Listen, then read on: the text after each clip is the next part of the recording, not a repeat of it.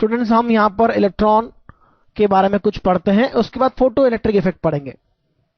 तो इलेक्ट्रॉन की डिस्कवरी के बाद जे थॉमसन ने E/m फॉर इलेक्ट्रॉन फाइंड किया था। E/m that is charge to mass ratio.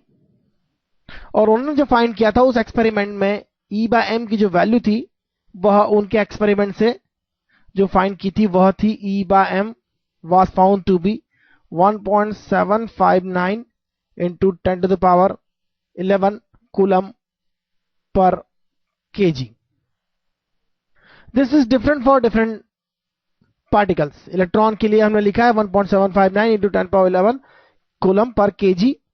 Fast moving electrons के केस में मास जो है वो इंक्रीज हो जाता है, इसलिए E/m जो होता है बीटा पार्टिकल्स के लिए कम होता है क्योंकि वो फास्ट मूविंग इलेक्ट्रॉन्स हैं।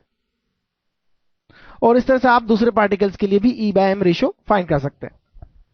जो एक्सपेरिमेंटल सेटअप था वो तो हम पूरा डिस्कस नहीं कर सकते, यहां पर काफी कैलकुलेशंस होती है और इतना सब करने की जरूरत नहीं है कंपटीशन पॉइंट ऑफ व्यू से। और अगर आपको सिंपल प्रॉब्लम्स देखने को मिलेगी जिस पर बेस्ड है ये पूरा एक्सपेरिमेंट, तो आप खुद देख सकते हैं इसे। तो जहां जहां भी प्रॉब्लम होगी वहां पर हम इसे डिस्कस करेंगे फिर से। तो आगे देखते हैं हम। Charge on an electron. Charge on an electron was found by Millikan's oil drop experiment. It is very famous experiment और एक्सपेरिमेंट की डिस्क्रिप्शन काफी डिफिकल्ट है क्योंकि उसमें विस्कोसिटी के फॉर्मूले होंगे, इलेक्ट्रिक फील्ड और मैग्नेटिक फील्ड के फॉर्मूलेज होंगे और बहुत तरह की कैलकुलेशन होती है। लेकिन यहां पर मेरा डिस्कशन फॉर्मूला नहीं है, किस फॉर्मूले से इलेक्ट्रिक चार्ज उन्होंने फाइंड किया था यह नहीं है, बल्कि उन्होंने चार्ज फाइंड किया था ड्रॉप्स पर। मिलिकन ऑयल ड्रॉप एक्सपेरिमेंट में Millikan's oil drop experiment give the value of charge on an electron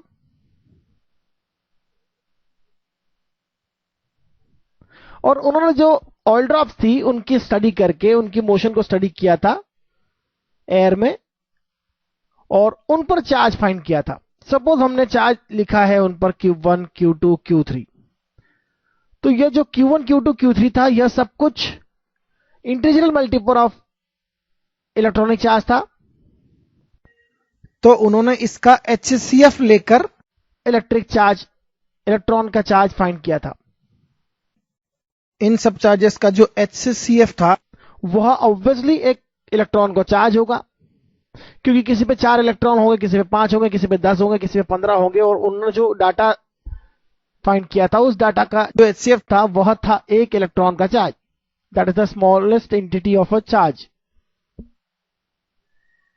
तो मिलिकन ऑयल ड्रॉप एक्सपेरिमेंट से इलेक्ट्रॉन का चार्ज फाइंड किया था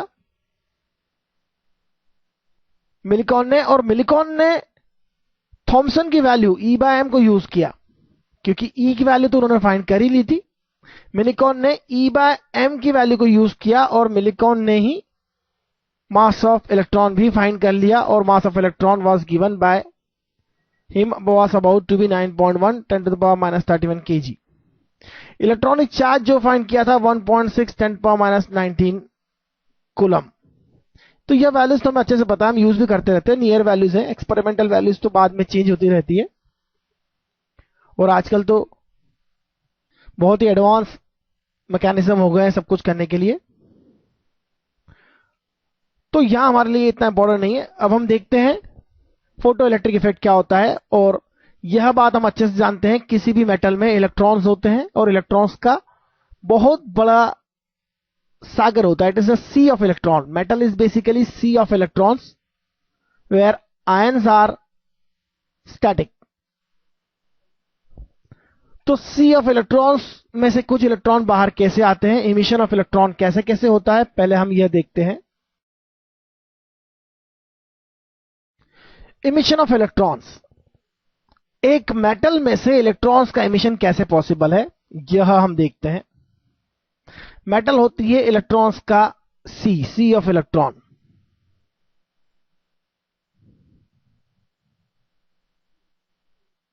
और यहां पर थर्मोनिक इमिशन देखते हैं हम। थर्मियोनिक इमिशन जो था वह पहले यूज होता था डायोड वॉल्स में। डायोड वॉल्स जो पहले डायोड्स थे उनमें थर्मियोनिक इमिशन यूज होता था और आज भी कुछ जगह पर यूज होता है। जब मेटल को हीट करते हैं, on heating a metal,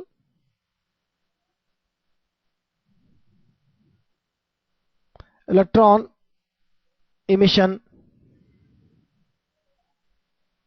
takes place. और इसकी इक्वेशंस भी होती है लेकिन हमारे सिलेबस से बिल्कुल बाहर है, लेकिन हम केवल एक जनरल डिस्कशन कर रहे हैं। On heating a metal electron emission takes place. उसी तरह से जैसे आप पानी को गर्म करते हैं और भाप निकलना चालू हो जाती है, उसी तरह से मेटल के अंदर के इलेक्ट्रॉन्स भी हीटअप होने के बाद एनर्जी गेन करते हैं और एनर्जी गेन करने के कारण वो सरफेस से बाहर आ जाते हैं। तो इलेक्ट्रॉन अंदर रहना चाहता है, क्यों रहना चाहता है, बाहर क्यों नहीं आना चाहता और बाहर कैसे आता है, यह हमें समझना है बेसिकली यहां पर।